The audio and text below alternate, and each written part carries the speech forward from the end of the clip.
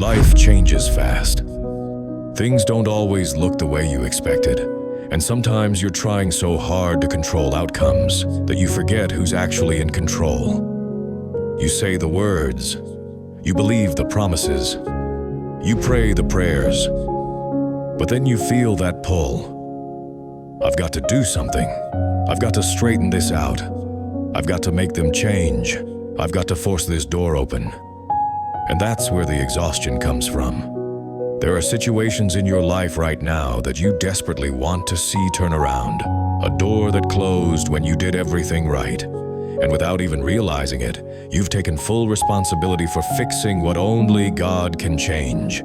You mean well, your intentions are good. But sometimes the most faithful thing you can do is step back. There are battles you were never assigned to fight. You're not weak for letting go. You're not lazy for resting. You're not failing because you stop forcing outcomes.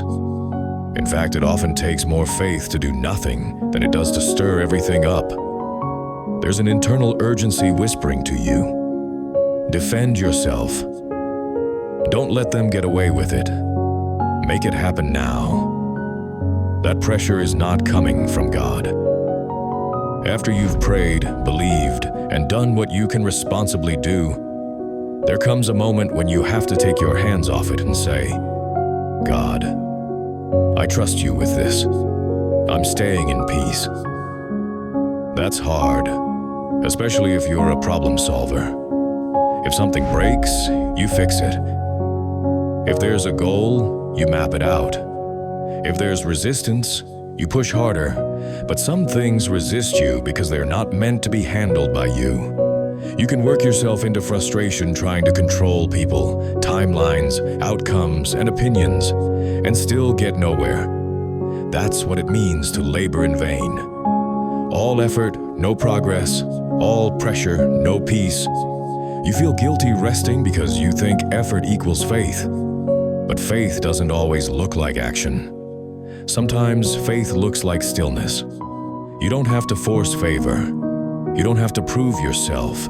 You don't have to knock down doors God hasn't opened. Trying harder isn't always the answer.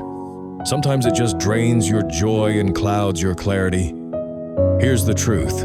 You are not the gardener of everything in your life. There will be moments when you look around and see things growing that you never planted. Conflict, setbacks, disappointment, loss. And your first instinct is to rip them out immediately. But not everything that looks wrong is meant to be removed right now. Some things are allowed to grow because pulling them too soon would damage what God is building beneath the surface. You didn't plant every problem you're facing. You didn't cause every delay. You didn't fail because weeds showed up. Sometimes the presence of resistance is proof that growth is coming. The enemy doesn't waste effort where there's no future. Weeds show up where harvests are expected. And here's where trust gets tested. You have the ability to intervene. You could say something. You could force the issue. You could manipulate the outcome. But just because you can doesn't mean you should.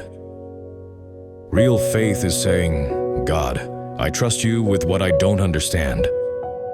You're not being passive. You're being precise about what you release. There will always be voices telling you to hurry. Fix it now.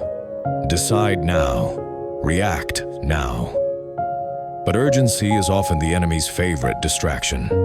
Sometimes the wisest move is to put the problem on the shelf, pray over it, and wait. Not because you don't care, but because you know who's actually capable of handling it. You are fighting battles you were never meant to fight. You were never assigned to fix every person, correct every misunderstanding, or resolve every injustice with your own hands. There are moments when the instruction is simple but uncomfortable. Stand still, hold your peace, so that remain at rest. That doesn't mean nothing is happening. It means God is working where you can't see. He knows how to protect you while you wait. He knows how to confuse what's coming against you. He knows how to make a way when there isn't one. What feels like delay is often preparation. What feels like silence is often strategy. If you keep trying to manage what belongs to God, you'll stay tired. But if you release it, peace returns. You don't have to chase vindication. You don't have to respond to every critic. You don't have to explain yourself to people determined to misunderstand you. Some weeds are just distractions. Your time is too valuable. Your assignment is too important. Your future is too big. There are things in your life today that you already know you need to leave alone. You've prayed, you've done your part. Now it's time to rest. Not quit, not give up. Just stop forcing. When the time is right, what God has planned for you cannot be stopped by people, by delay, by opposition, or by circumstances. The reason it's taking longer is because it's bigger than you think. So here's the question you have to answer for yourself. Will you trust God while you wait? If you do, you'll see things turn that you couldn't turn. You'll see freedom where there was pressure, peace where there was striving, breakthrough where you thought it was over. Leave it alone, let God handle it, and stay in peace while He does.